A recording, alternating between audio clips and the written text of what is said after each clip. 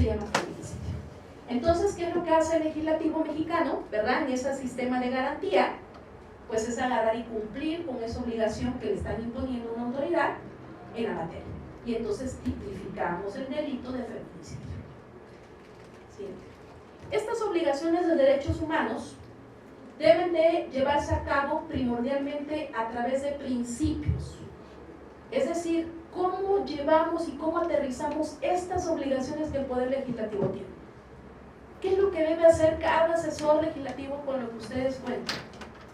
¿Qué es lo que tiene que ventilar incluso cada diputada y cada diputado cuando le presentan una iniciativa, cuando tienen la idea de una iniciativa, o tiene que verificar una cuenta pública, o tiene que preguntarle a una autoridad sobre cuál es su actuar?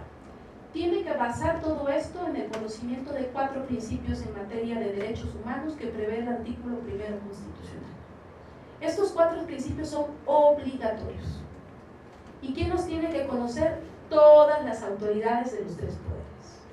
El primer principio es el principio de convencionalidad.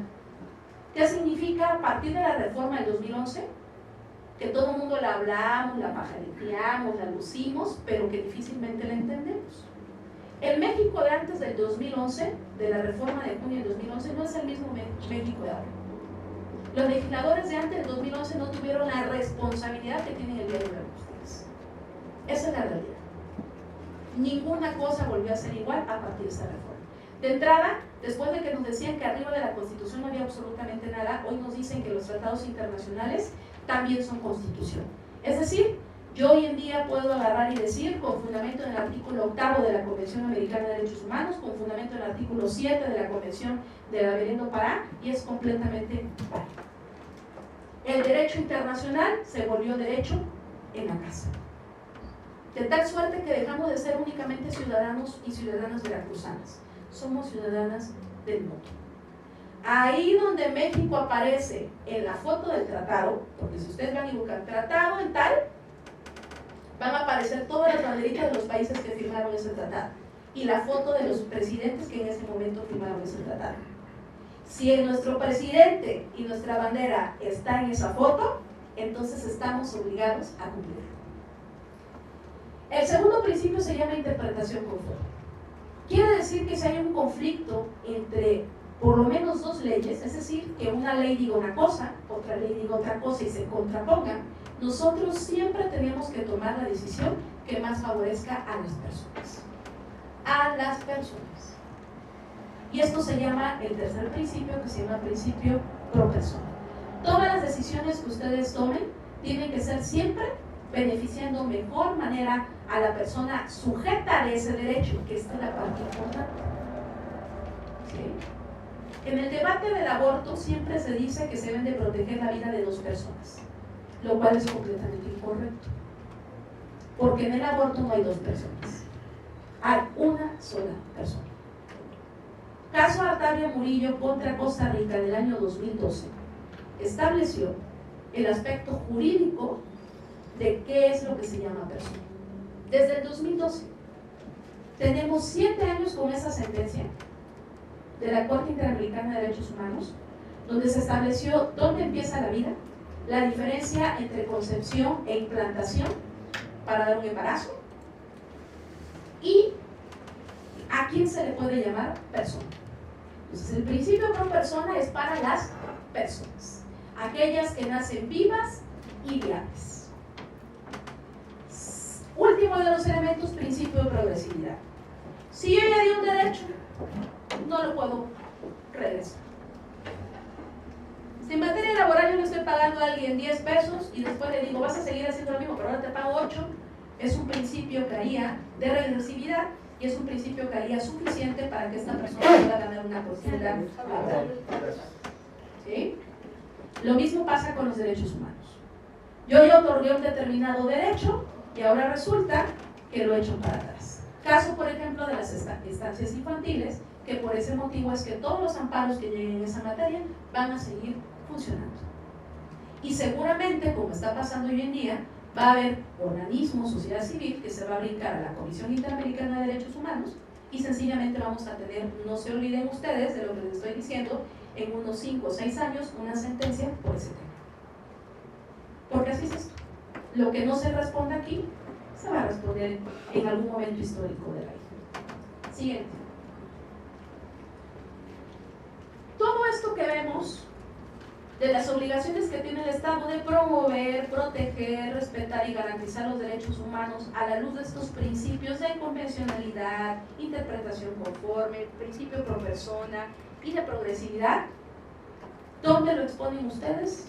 ¿Y dónde viene establecido? Artículo 18 de la Ley Orgánica del Poder Legislativo. ¿Y qué dice el artículo 18? Primordialmente, esas son sus funciones: legislar, interpretar.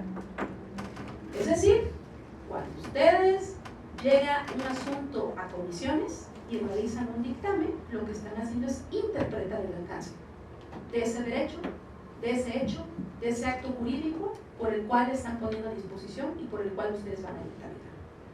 Tercero, su obligación también es verificar presupuestos, ¿verdad? Por eso tienen la facultad de aprobar de hacer revisiones, ¿verdad? Y hacer observaciones. Y el de servir de contrapesos, que es lo que hemos estado hablando. Es decir, el poder legislativo es un poder autónomo en esa soberanía que le da la Constitución Política de los Estados Unidos Mexicanos y que tiene que ver con que somos una república cuya representación está en el Pacto Federal, pero que las legislaturas dijeron: yo no soy solita, yo no soy como en Estados Unidos, que son países, ciudades confederadas.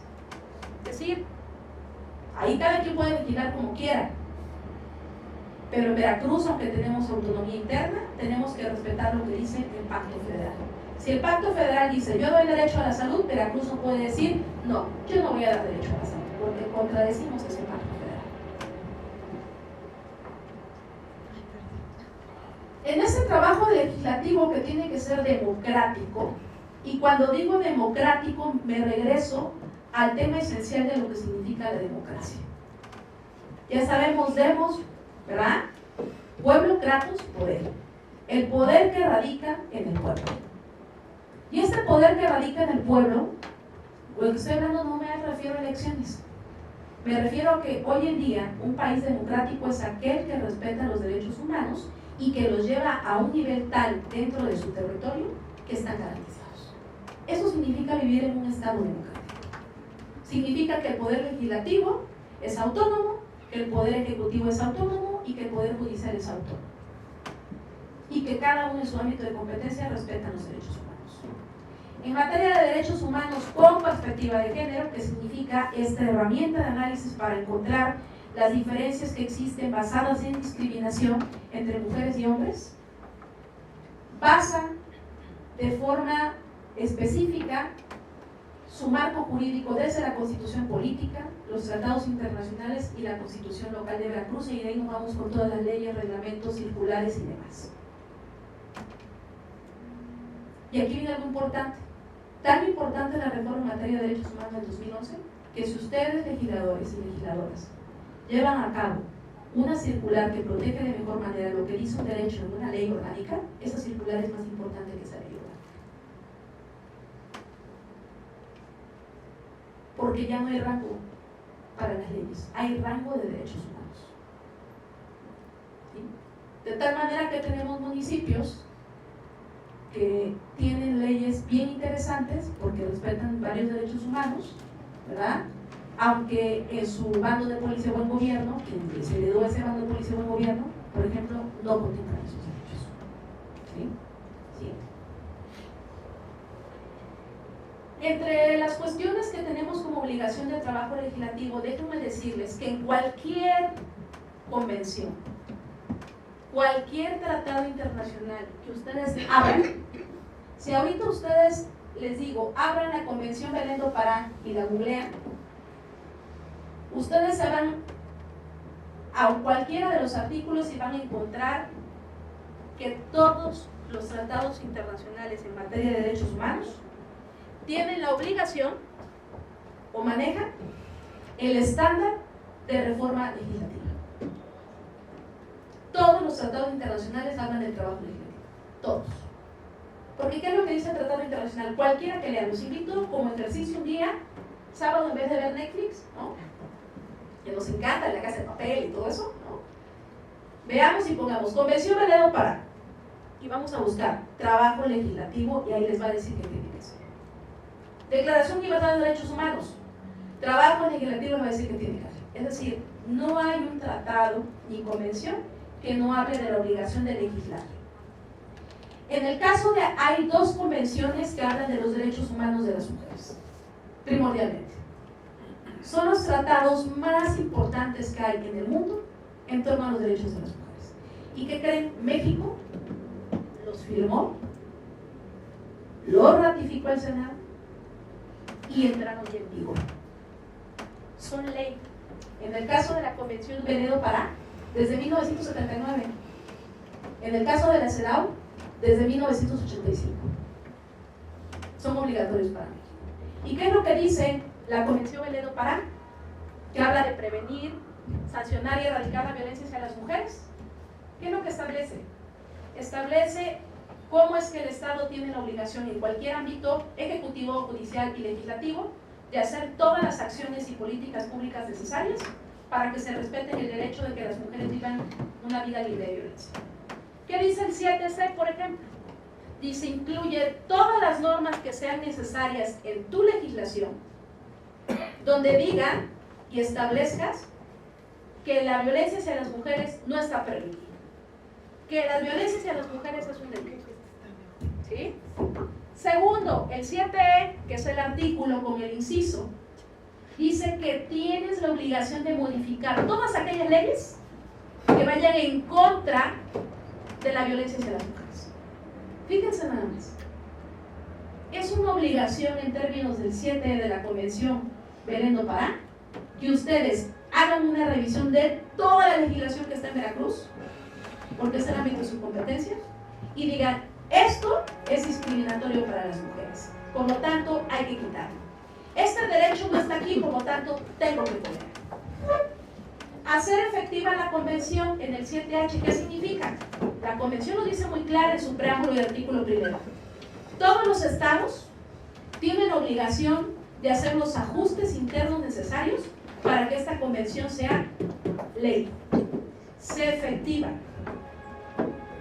O sea, no nada más lo firmas porque sí.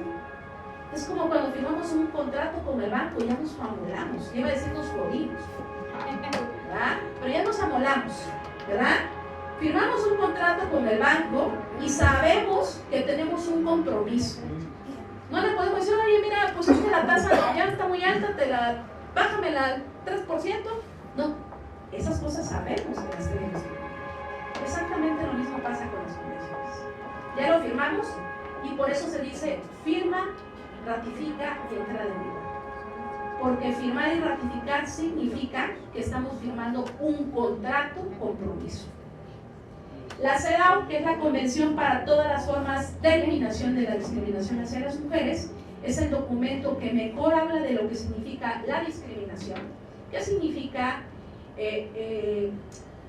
excluir a las mujeres, significa restringir los derechos de las mujeres. Y el 2B dice que todo aquel Estado que no legisle a favor de que no exista discriminación de las mujeres tiene que tener sanciones. El 2F al G dice que se deben modificar leyes y prácticas para derogar la ley penal que vaya en contra de los derechos de las mujeres. Cuando una mujer ha interpuesto, que todos lo hemos escuchado, un amparo para que le permitan interrumpir el embarazo, y ustedes lo pueden ver, no hay ni una sola mujer que le haya negado al Poder Judicial un amparo cuando va y pide su derecho a abortar. Ni uno solo. ¿Cuál es el fundamento de cualquier juzgado? El 2F al 2G. Pues exactamente, o sea, los únicos que interpretan y hacen valer los convenios de los que México es parte, pues son los jueces federales, la Suprema Corte, pero en sí lo que es el gobierno, pues en la práctica en realidad no se aplica los derechos. Pero es obligatorio, ¿estamos de acuerdo? Es como cuando ustedes están viendo una iniciativa y de pronto les dijeran, vamos a prohibir el tema de educación sexual o de educación científica gratuita, o de, vámonos menos complicado. Vamos a restringir la educación primaria para aquellos niños que no paguen cuotas escolares. ¿Por qué las cuotas escolares no son constitucionales? Porque la Constitución establece que la educación primaria es gratuita. Cuando ustedes lleguen a una ley que diga lo contrario, ¿qué es lo que van a decir? Es inconstitucional, ¿verdad? Por eso acuérdense que yo les dije, el Poder Legislativo también interpreta, porque ustedes dictaminan, también interpretan. ¿Dónde está el fundamento de la interpretación? Artículo 1 constitucional dice: todas las autoridades en el ámbito de su competencia deben de regirse por los principios de interpretación conforme, control de convencionalidad y demás. El señor del registro civil, que le prohíbe cada día que una pareja del mismo sexo se case, está cometiendo una violación de derechos humanos. Tiene suerte. Si ese mismo del registro civil llegara alguien y dijera, sí, como no, cásate, ¿saben qué pasaría? A lo mejor el jefe lo podría correr, pero ¿saben qué pasaría? Lo tendría que reinstalar, porque el Poder Judicial diría, tuviste toda la razón, porque tú, registro civil, eres autoridad y tienes que respetar los derechos humanos. Por eso hay municipios, como San Rafael creo que es, que dijo, aquí yo voy a casar sin amparo. Y tú vas a San Rafael, lo cual está haciendo muy bien, y San Rafael va y te va a decir, cásate, aquí están los requisitos, ya está adecuado el archivo. ¿Y qué les ha pasado? Nada, les va a pasar y les pasa a aquellos que niegan ese derecho. Porque estamos acostumbrados a que tiene que venir una resolución de amparo para decir, es que ya el Poder Judicial interpretó, sí, pero es que el Poder Judicial es la última instancia de interpretación. Las autoridades tienen la obligación de proteger, respetar, garantizar y promover los derechos humanos. Por eso se los puse en principio. A ustedes cuando les llega y hacen un dictamen, ustedes protegen, respetan, promueven y garantizan derechos humanos. Siempre lo hacen. Por eso, un amparo va a ir en contra de la decisión de ustedes si ese dictamen no lleva estos principios. ¿Verdad? Por eso es que van a irse en contra de ustedes. ¿Por qué los amparos en comisiones legislativas pegan? Porque ustedes tienen la obligación de promover, respetar y garantizar los derechos humanos. O sea, no es que apenas se vaya a inventar esa obligación, ya está esa obligación. Entonces, en esta modificación de esta práctica, por eso no hay una sola mujer que no se vaya al amparo que se lo dé, o viceversa. Mujer lesbiana dice, me quiero casar, me prohibiste el matrimonio en el registro civil de Veracruz, de Jalapa, entonces ¿qué hago? Me voy a la convención de la CEDAW a decir, de acuerdo al 2F y 2G, debes de derogar todas aquellas leyes y prácticas, porque fíjense lo que dice, leyes y prácticas, aguas. Leyes y prácticas, y cuando hablamos de prácticas, ¿qué son? Usos y costumbres. El convenio 169 de la Organización Internacional del Trabajo dice que ningún uso y costumbre se debe de usar como pretexto para violar derechos humanos. ¿Sí?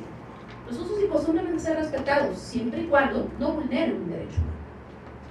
No, por eso no podemos seguir permitiendo que alguien que diga, es que mi uso y costumbre dice que yo me puedo ir a casar con una niña de 13 años, Soledad Atzompa, toco, pongo un moño, llevo la ofrenda, que son café, es pan, un cartón de cervezas, y ahí donde hay una mujer que está soltera, no importa la edad, yo voy, pido, pongo mi moño negro y esa mujer ya va a ser mi pareja, mi prometida. Y eso pasa hoy. Porque los que tenemos trabajo en la sierra, lo sabemos. Yo he tenido casos de niñas que han buscado mi apoyo jurídico de defensora porque dice, licenciada, yo estoy estudiando la prepa y mi familia me dio en mano con un señor que es mi vecino y tiene 65 años de edad, pero las hijas no se pueden negar. Entonces hemos tenido que ir, ¿qué haces contra el papá? De entrada es un delito, porque eso se llama trata, incluso explotación sexual. Es una menor de edad que va en contra de su derecho sexual a decidir con quién tener una relación. Entonces le dices a la familia, señor, señora, usted está cometiendo un delito grave, pero tampoco se trata de que usted se vaya a la cárcel, ¿verdad? porque usted a lo mejor es buena onda, usted es buena mamá, pero en su concepción cree que esto es lo correcto. Nada lo justifica, pero se ha tratado de hablar para que las familias entiendan. Y ha pasado eso. ¿Sí? Pero quiero que pongamos atención sobre todo en el tema de derogar prácticas en la ley penal. Y ojo, no me lo creen, léanlo por favor, porque lo más interesante de todo es leerlo. Ahí lo han tenido, y lo han tenido desde 1975. Y antes no lo pelábamos, porque la Constitución era lo único que podíamos ver, pero del 2011 para acá ya tenemos responsabilidad de atender. No nos queda de otra. Nos gusta o no nos guste, estemos o no estemos de acuerdo. 7. Específicamente, esta convención de la CEDAW, que es la que le estuve poniendo el fundamento, tiene un comité de seguimiento. Ustedes saben que cada tratado y convenio internacional tiene un comité de expertos que le da seguimiento al cumplimiento. De tal suerte que el año pasado tuvimos a gente de la Declaración Universal de Derechos Humanos revisando derechos humanos en México. Tuvimos al Comité de Desaparición Forzada revisando los derechos de desaparición forzada en México. Tuvimos el tema de la Convención de la CEDAW, que vino el grupo de expertas revisando el trabajo que hizo México en materia de discriminación hacia las mujeres. ¿Y cómo salimos? Mal. Mal.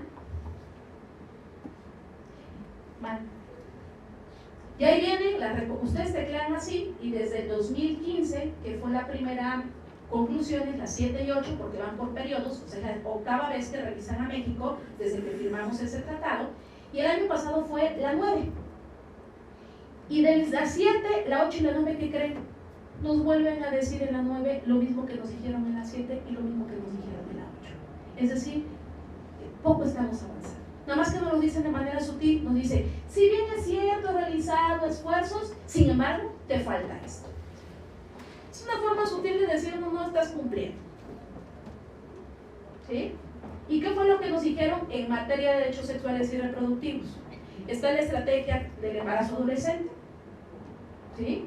Pero ¿qué fue lo que dijeron? Debes de armonizar las leyes para la interrupción legal del embarazo. ¿Y qué significa armonizar las leyes? No las armonices con las leyes de Guanajuato. Armonízalas al estándar internacional, ¿verdad? No a lo malo, a lo que debe ser. Aplica el acceso al aborto legal. Si tú en Veracruz tienes 4 causales, que ahorita vamos a ver, tienes que aplicar y tienes que prever que sean las 4 causales, no una, no 2, todas. Y la otra, aplicación de la norma 046, para casos de violencia sexual, que habla de la interrupción voluntaria del embarazo. Se tiene que aplicar. ¿Quién lo dice? La CEDAW. ¿Y a quién se lo dice? A México. ¿Y qué tiene que hacer México? Cumplirlo. Porque ¿qué pasa si no lo cumple? Cuando México tiene necesidad económica y quiere acudir al Fondo Monetario Internacional y dice, a México, yo le voy a prestar a alguien que pues no tiene palabra. Nos prestan crédito cuando estamos en el buró, pues solamente queremos chanchullo, ¿verdad? Pero igualitito, México, ¿has cumplido